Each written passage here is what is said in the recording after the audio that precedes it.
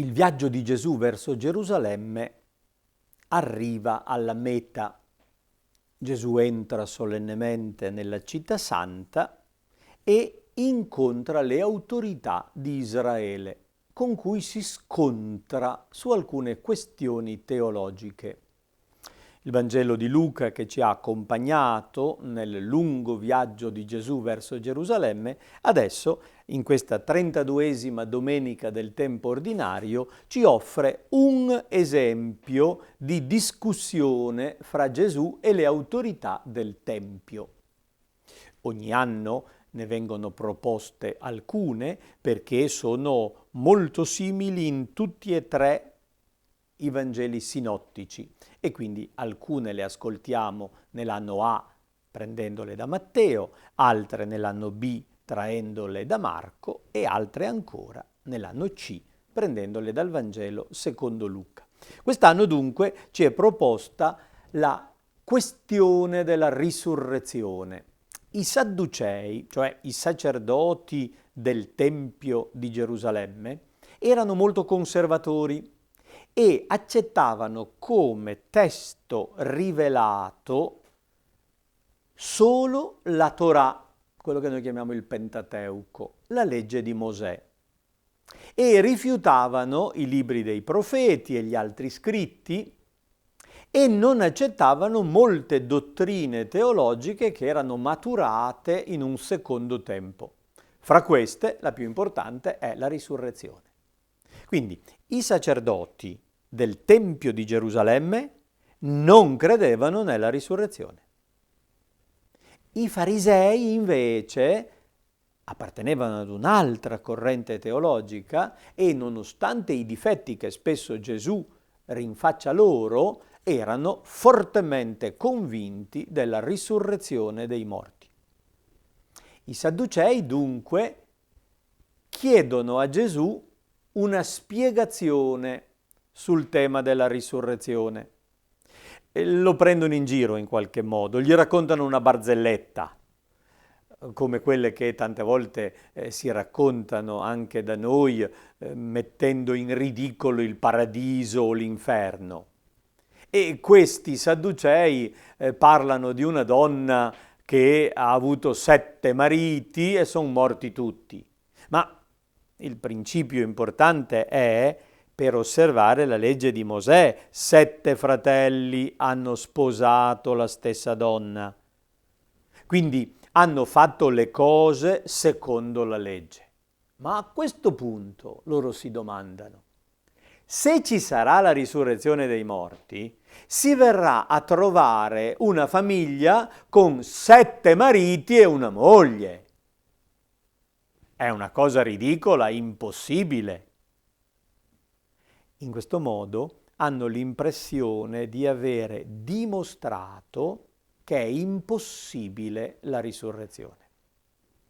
Di fatto hanno solo presentato la loro visione limitata della risurrezione, però è una visione che molte volte abbiamo anche noi, cioè l'idea del ricongiungimento familiare, come se la risurrezione comportasse semplicemente il trasferimento da qui ad un altro luogo dove pian pianino ci ritroviamo tutti e rifacciamo la famiglia che qui pian pianino si è disfatta per la morte dei vari membri. Di fatto la risurrezione non è il ricongiungimento familiare delle persone, perché la storia della nostra vita comporta i vecchi, quelli di mezza età, i bambini. E i cambiamenti ci sono. La famiglia viene ricostituita in che modo? I nonni, i bisnonni, i trisnonni, i nipoti, i pronipoti vengono ricongiunti sempre nella misura in cui ognuno conosce gli altri. A me interessa ritrovare mio nonno, i miei genitori, i miei figli, i miei nipoti, quelli che sono vissuti 200 anni fa non li ho conosciuti, anche se sono miei parenti non mi interessano. Quelli che verranno fra 100 anni nella mia famiglia, anche se sono miei discendenti diretti, non li conosco, non mi interessano. e quindi ognuno fa la propria famiglia a proprio uso e consumo.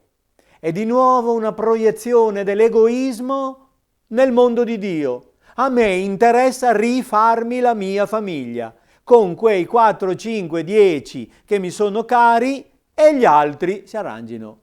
Addirittura c'è il rischio che in questa visione Gesù Cristo non c'entri niente. A me interessa rifarmi la mia famiglia. E Gesù, se vuole, vada con la sua di famiglia. Questo non funziona, è una stupidaggine come quella dei Sadducei. Gesù li rimprovera come rimprovererebbe noi, dicendo: non capite queste cose, non conoscete la potenza di Dio, non credete nelle scritture. I figli di questo mondo prendono moglie e prendono marito, ma quelli che sono giudicati degni della vita futura e della risurrezione dai morti non prendono né moglie né marito. Non possono più morire, sono simili agli angeli di Dio. Gesù dice espressamente che non c'è un ricongiungimento familiare. Non c'è la ricomposizione delle cose come erano qui. La risurrezione è una nuova creazione, è una novità assoluta. Sarà molto meglio di quello che possiamo immaginarci, ma sarà diverso da quello che possiamo pensare noi adesso. E quindi non si tratta di sognare delle nostre possibili soluzioni, ma di fidarci del Signore e della sua creatività. Egli è creatore perché sa dare origine a cose nuove, a situazioni nuove. Tutta la nostra storia sarà valorizzata, pienamente redenta, riscattata, sarà fatta giustizia.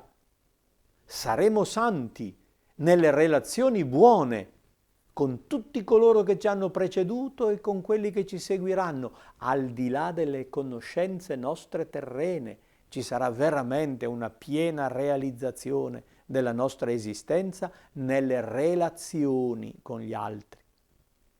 Ma questo lo creerà la potenza di Dio, che si è presentato a Mosè nel roveto ardente come il Dio di Abramo, di Isacco e di Giacobbe.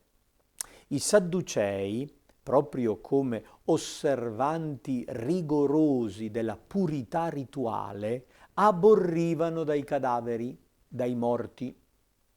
E quindi mettere il nome di Dio insieme a quello di 3 defunti, Abramo, Isacco e Giacobbe, sono morti quando Dio appare a Mosè. E presentarsi come il Dio di 3 morti sarebbe assurdo. Gesù cita un versetto preso dall'Esodo, cioè dalla scrittura che i Sadducei accettano, per dire loro: guardate che si legge questa realtà già nel Pentateuco. Dio è il Dio dei vivi, non dei morti. Anche se hanno finito la loro vita terrena, Abramo, Isacco e Giacobbe sono vivi e Dio è in relazione con loro. La prima lettura dal secondo libro dei Maccabei ci offre uno splendido esempio di fede nella risurrezione.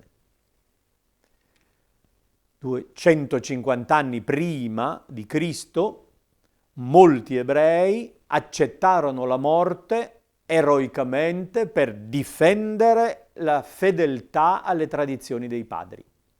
E in questo capitolo 7 ci è presentato in modo molto ampio, la liturgia ci propone solo pochi versetti, un episodio meraviglioso e tragico in cui una madre vede morire 7 figli, torturati e uccisi in uno stesso giorno da un tiranno empio perché non vogliono tradire la fede dei padri.